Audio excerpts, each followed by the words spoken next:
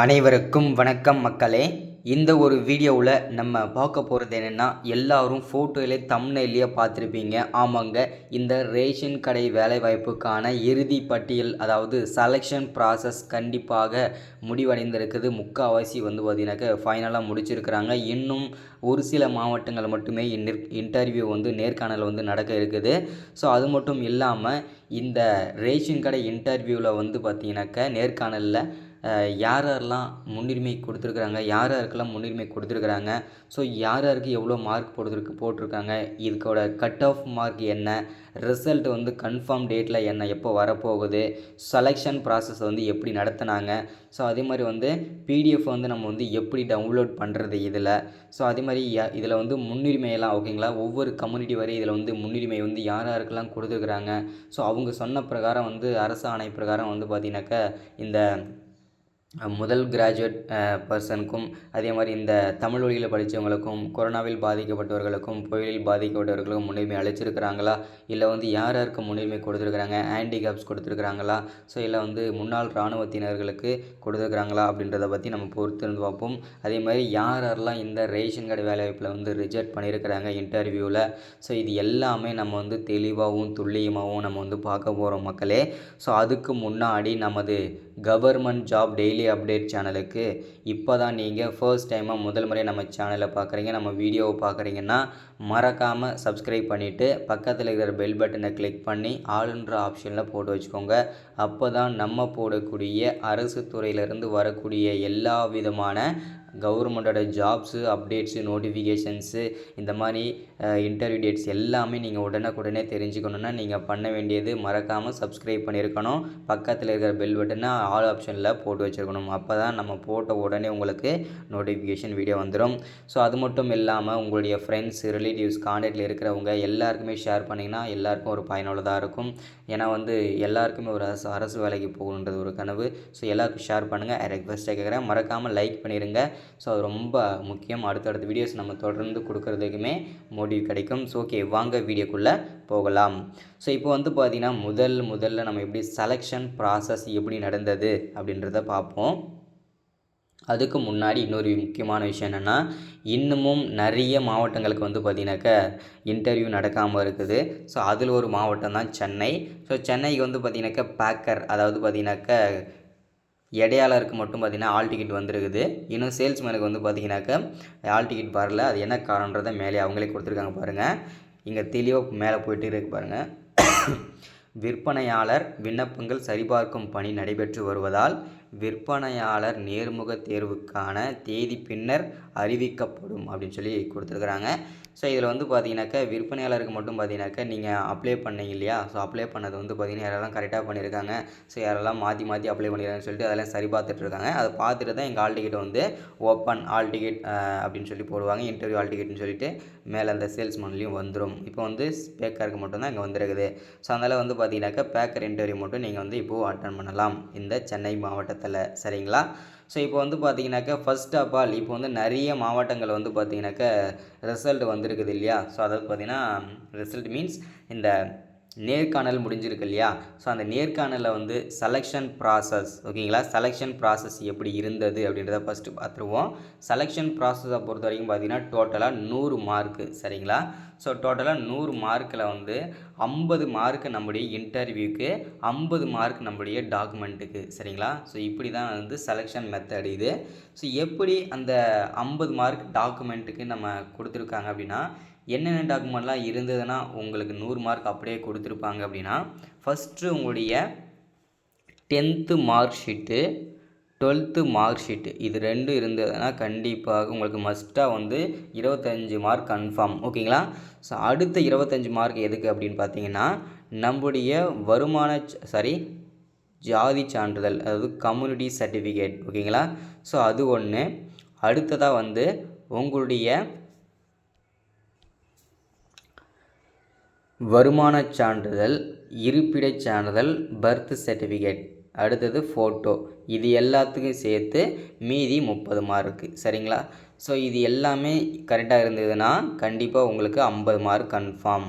மீதி 50 மார்க் எப்படின்னா, உங்களுடைய இன்டர்வியூ நேர்காணலுக்கு நீங்கள் எப்படி இன்டர்வியூ அட்டென்ட் பண்ணீங்க, என்னென்ன கொஸ்டினுக்கு ஆன்சர் பண்ணீங்க, எத்தனை கொஸ்டினுக்கு ஆன்சர் பண்ணீங்க, இப்படி தான் நிறைய பேருக்கு இது சந்தேகம் இருக்கும். ஒரு சில பேருக்கு 25 கொஸ்டின் ஒரு சில பேருக்கு வந்து 25 கொஸ்டின் கேட்டாங்க. எனக்கு வந்து 2 கொஸ்டின் தான் கேட்டாங்க, எனக்கு வந்து 5 கொஸ்டின் தான் கேட்டாங்க, எனக்கு வந்து 10 கொஸ்டின் தான் கேட்டாங்க, அதில் எப்படி 50 மார்க் போடுவாங்கன்னு சொல்லி கேட்பீங்க இல்லையா? ஸோ ஒரு சில பேருக்கு வந்து பார்த்திங்கன்னா இன்டர்வியூ அட்டன் பண்ணுறவங்களுக்கு தெரியும். 5 கொஷின் கேட்டாங்கன்னா டக்குன்னு 3 கொஷின் ஆன்சர் பண்ணிட்டீங்கன்னா, அதில் 2 கொஷினுக்கு ஆன்சர் பண்ணாமல் விட்டுட்டிங்கன்னா உங்களுக்கு வந்து 30லேருந்து 35 மார்க் கன்ஃபார்ம். இப்போ 5 கொஷின் கேட்டு அவங்க கொஷின் கேட்டு முடிச்சு ஒரு 5 செகண்ட் 10 செகண்டுக்குள்ளே நீங்கள் ஆன்சர் சொல்லிட்டீங்க அப்படின்னா உங்களுக்கு 5 கொஸ்டின் நிப்பாட்டிடுவாங்க, இல்லை 2 கொஸ்டினோட நிப்பாட்டிடுவாங்க, உங்களுக்கு 50 மார்க் கன்ஃபார்ம் பண்ணிடுவாங்க. ஒரு வேளை நீங்கள் வந்து கொஞ்சம் டைம் எடுத்து சொல்கிறீங்க, இல்லை யோசிச்சு சொல்கிறீங்கன்னா உங்களுக்கு 10 கொஷின் இல்லை 15 கொஷின் இல்லை 20 பேருக்கு 25 கொஷின் 20 கொஷின் கூட கேட்டிருக்காங்க. ஸோ அதிலிருந்து உங்களுக்கு 50 மார்க் போட முடியுமா? நீங்கள் 25 கொஷினில் 10 கொஷின் ஆன்சர் யோசிச்சு சொன்னால் கூட 10 கொஷின் ஆன்சர் பண்ணால் கூட உங்களுக்கு வந்து 50 மார்க் கொடுத்துடலான்னு சொல்லிட்டு தான் உங்களுக்கு வந்து பார்த்திங்கன்னா அப்படி கேட்பாங்க. ஸோ அதனால் நீங்கள் எத்தனை கொஸ்டினுக்கு ஆன்சர் பண்ணீங்களோ நீங்களே கால்குலேட் பண்ணிக்கோங்க, அது கரெக்டாக இருக்கணும். ஓகேங்களா? ஸோ நீங்கள் 5 கொஸ்டின் கேட்டவங்களுக்கு 5 கரெக்டாக சொல்லியிருந்தீங்கன்னா 50 மார்க்கு, இல்லை வந்து 5ல் 3 சொல்லியிருந்தீங்கன்னா உங்களுக்கு வந்து 30லேருந்து 35 மார்க்கு. ஸோ இந்த மாதிரி கட் ஆஃப் இருக்கும். ஓகேங்களா? ஸோ செலெக்ஷன் 50 மார்க்கு இப்படி தான் இருக்கும். 50 மார்க்கு உங்களுக்கு டாக்குமெண்ட்டுக்கு. இப்போ தெளிவாக புரிஞ்சிருக்கும்னு நினைக்கிறேன். அடுத்ததாக ரிசல்ட் எப்போ? ஓகேங்களா? எல்லோரும் கேட்குற விஷயம் ரிசல்ட் வந்து எப்போன்றது தான் என்னுடைய சந்தேகமே இல்லையா? ஸோ இதுக்கான ரிசல்ட் அப்டேட் பார்த்திங்கன்னா இந்த டிசம்பர், ஓகேங்களா, டிசம்பர் 27ஆம் தேதிக்குள்ளே 39 மாவட்டத்துக்கும் ரிசல்ட்டை வந்து கன்ஃபார்மாக வந்துடும். ஓகேங்களா? அப்படி இல்லைனா, ஏன்னா இப்போ வந்து மழை காரணமாக வந்து பார்த்திங்கன்னா நிறைய மாவட்டங்களில் வந்து இன்டர்வியூ நேர்காணலை வந்து தள்ளி வச்சிட்ருக்காங்க. ஸோ அதனால் எல்லா மாவட்டங்களும் வரலைன்னா கூட கண்டிப்பாக இந்த டிசம்பரில் 10-15 மாவட்டங்களுக்கு, ஓகேங்களா, நான் மினிமம் சொல்கிறேன், மினிமம் ஒரு 10லேருந்து ஒரு 15 மாவட்டங்களுக்கு ரிசல்ட் வந்து அப்டேட் பண்ணிடுவாங்க. ரிசல்ட் அப்டேட் எப்படின்னா உங்களுக்கு போஸ்ட் ஆஃபீஸ் மூலிமாவே லெட்டரே வந்துடும். ஓகேங்களா? நீங்கள் செலக்ட் ஆகிருந்தீங்கன்னா உங்களுக்கு போஸ்ட் ஆஃபீஸ் மூலிமா லெட்டரே வந்துடும். ஸோ மீண்டும் நீங்கள் வெரிஃபிகேஷன் முடிச்சுட்டு நீங்கள் ஜாப்பில் ஜாயின் பண்ணிக்கலாம். ஓகேங்களா? ஸோ இல்லைனா உங்களுக்கு நார்மல் மெசேஜே உங்களுக்கு ஃபோனுக்கே வந்துடும். ஸோ லெட்டரே உங்களுக்கு கன்ஃபார்மாக வந்துடும் செலக்ட் ஆனால் உங்களுக்கு. ஓகேங்களா? ரிசல்ட் வந்து இந்த டிசம்பரில் கண்டிப்பாக ரெடியாக இருக்கிற மாவட்டங்களுக்கு கண்டிப்பாக வந்துடும். ஓகேங்களா? அடுத்தது இந்த கட் ஆஃப் மார்க். ஓகேங்களா? கட் ஆஃப் மார்க் எவ்வளோ இருந்தால் இந்த வேலை கிடைக்கும், இந்த ரேஷன் வேலை கிடைக்கும் அப்படின்னா 50 மார்க் வந்து டாக்குமெண்ட்டுக்கு வாங்கிட்டீங்க. இப்போ வந்து 35 மார்க் நீங்கள் வாங்கியிருக்கீங்க. அப்போ வந்து பார்த்தீங்கன்னாக்கா 85 மார்க். ஓகேங்களா? இதுதான் கட் ஆஃப். ஓகேங்களா? இப்போ மினிமம் நீங்கள் வந்து பார்த்தீங்கன்னா 80லேருந்து 90 95 எடுத்திங்கன்னா 100க்கு 100 எடுத்திங்கன்னா உங்களுக்கு வந்து கன்ஃபார்ம் ஜாப்பு 100. இப்போ வந்து 85 எடுத்தீங்க, அதுக்கு மேலே வந்துச்சுன்னா உங்களுக்கு கட் ஆஃப் மார்க் 90. ஓகேங்களா? ஸோ அதனால் வந்து பார்த்திங்கன்னா மினிமம் எல்லோரும் 80க்கு மேலே ட்ரை பண்ணுங்கள். 80 மார்க், அதாவது இன்டர்வியூ நல்லா பண்ணிங்கனாவே உங்களுக்கு வந்து மினிமம் இன்டர்வியூவில் மினிமம் 35-40 மார்க் எடுக்க ட்ரை பண்ணுங்கள். ஏன்னா கொஞ்சம் கஷ்டமான கொஷின் தான் கேட்பாங்க. ஸோ அதனால் வந்து பார்த்திங்கன்னா ஒரு 35லேருந்து ஒரு 40 கொஷின் 40 மார்க் எடுத்துட்டிங்கன்னா இன்டர்வியூவில் நீங்கள் கன்ஃபார்ம் பண்ணிக்கலாம் ஜாப்பை. ஓகேங்களா? ஸோ இதுதான். அடுத்தது இந்த வேலைவாய்ப்பில் வந்து யார் யாருக்கு முன்னுரிமை கொடுத்துருக்குறாங்க, சரிங்களா?